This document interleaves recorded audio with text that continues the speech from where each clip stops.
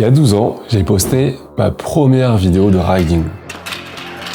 Une vidéo que je trouvais incroyable. On fait plein de sessions, moi je passe des heures sur le montage, et au moment de poster, j'attendais l'explosion.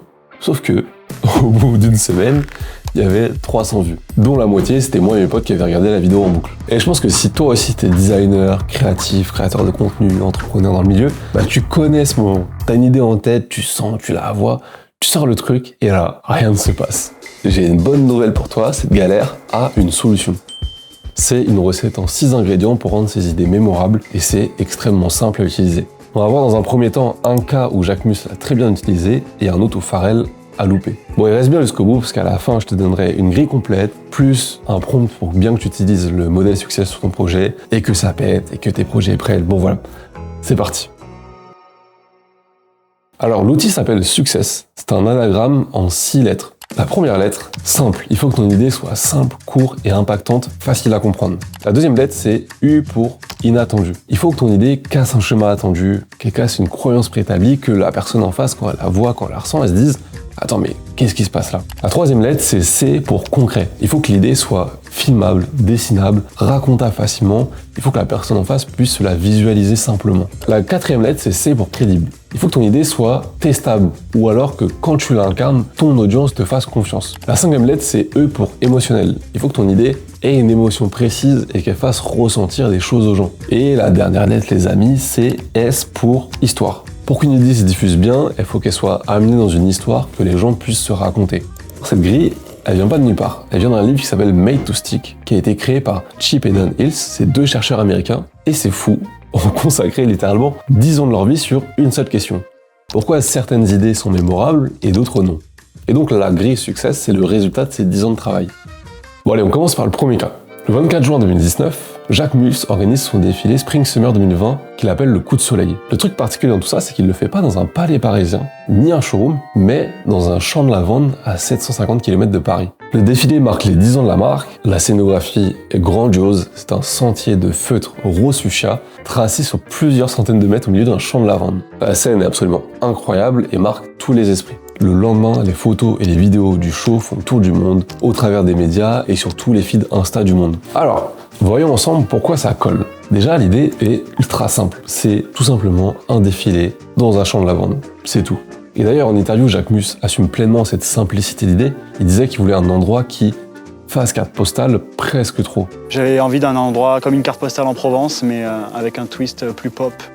Sur le deuxième point, l'idée est inattendue. Parce que d'habitude, la mode, c'est quoi? C'est des podiums intérieurs, des lumières artificielles, ça se passe principalement à Paris. Lui, il fait tout le contraire. Il pose sa scène dans un champ. L'idée est concrète. Un sentier rose et des mannequins en lin. Il y a 3 couleurs et c'est une image qu'un enfant pourrait dessiner. Ensuite, c'est crédible. Parce qu'à ce moment-là, Jacques Mus est en pleine croissance d'image. Le rendu est cinématographique, c'est quali et le travail parle de lui-même. Bon, il a des milliers d'euros à poser, donc forcément, il travaille avec les meilleurs. Et en vrai, le travail parle de lui-même. Sur l'aspect émotionnel, je trouve que c'est vraiment réussi parce qu'il y a une émotion de contemplation qui s'en dégage, de beauté. C'est calme, la nature, on se retrouve seul dans quelque chose de plus grand. Chaque spectateur peut se retrouver un peu dans ce souvenir d'été et c'est universel. Et ensuite sur le dernier point, l'aspect story, c'est plus que réussi, les images parlent d'elles-mêmes, l'histoire se raconte. Putain, t'as vu le dernier défilé de Jacques Mus dans un champ? Et voilà, ça se diffuse. Donc voilà, c'est une idée qui est absolument réussie. Mais là, tu vas me dire, bon Ruben, c'est bien tout ça, mais Jacques Mus, ça marche parce qu'il a les fonds et qu'il travaille avec les meilleures équipes. C'est vrai, mais voyons voir ce qui se passe quand t'as quand même un budget limité, les meilleures équipes, mais que ton idée ne traverse pas le temps. On est en janvier 2026 cette fois-ci. Pharrell Williams, DA chez Louis Vuitton, présente son nouveau show. Il y a un décor monumental, une maison préfabriquée dans le jardin, il y a un parfum fait sur mesure par Jacques Cavalier qui parfume toute la pièce. Le premier rang est rempli de figures publiques, la production est à plusieurs millions d'euros. Et pourtant, le lendemain, les médias ils sont mitigés par ce qu'ils viennent de voir. Les gens disent que le show est beau, c'est incontestable, mais que les vêtements passent en second plan. Personne ne se souvient de quelque chose précisément. Sur l'aspect simplicité, je dirais que c'est pas réussi parce qu'il y a la scéno qui est très importante, la maison, le parfum, la collection. Dans la collection, il y a le fait que Pharrell voulait réinterpréter l'eau. Ensuite, il y a un message culturel, ça part dans tous les sens. Et on se demande vraiment, c'est quoi la chose à retenir de ce show? Alors sur l'aspect inattendu, c'est réussi. La scéno est impressionnante, c'est surprenant, et ça a fait le tour du monde. Alors sur l'aspect concret, je suis vraiment mitigé parce que le décor est filmable, reproductible par un enfant, mais le vêtement dans tout ça, il est dissous dedans. Quelle idée à mettre en avant? Qu'est-ce qu'on doit raconter de tout ça? Ensuite sur la crédibilité, forcément que ça marche parce que c'est élevé, c'est une crédibilité, une histoire qui s'est construite pendant des années. Tu peux faire de la merde, si t'es élevé, t'auras quand même la crédibilité des gens. Sur l'aspect émotionnel, là c'est intéressant parce que je trouve qu'on admire le show, mais on ne s'attache à rien. Tu retiens le spectacle, mais tu retiens pas les vêtements, tu retiens pas l'idée principale. Et du coup, la dernière chose, l'histoire, ça ne marche pas. Pour moi, il y a trop d'histoires simultanées, il n'y a aucune qui s'impose. Et donc voilà, Pharrell à Louis Vuitton, budget limité, une équipe de créateurs incroyable derrière lui, et pourtant, ça ne suffit pas. Moi, je pense qu'il a empilé les idées au lieu de les prioriser. Quand on raconte des choses, quand on vit des choses, qu'on crée de l'art, on est tellement touché par plein de choses qu'on a envie de donner tout ça au monde. Et c'est souvent une mauvaise stratégie parce que l'idéal, c'est de choisir une chose bien, le poncer, aller en profondeur là-dedans et proposer cet angle unique sur une seule chose, que l'idée soit mémorable. Bon, maintenant que j'ai fait mon petit critique d'art là sur des géants de la mode, voyons voir comment moi-même j'ai testé cette grille pour mes propres projets. Le concept était ultra simple. C'était une collection inspirée des porcelaines chinoises. Sur le premier aspect, pour moi, c'était réussi parce que l'idée était simple. Des vêtements inspirés d'une esthétique de porcelaine.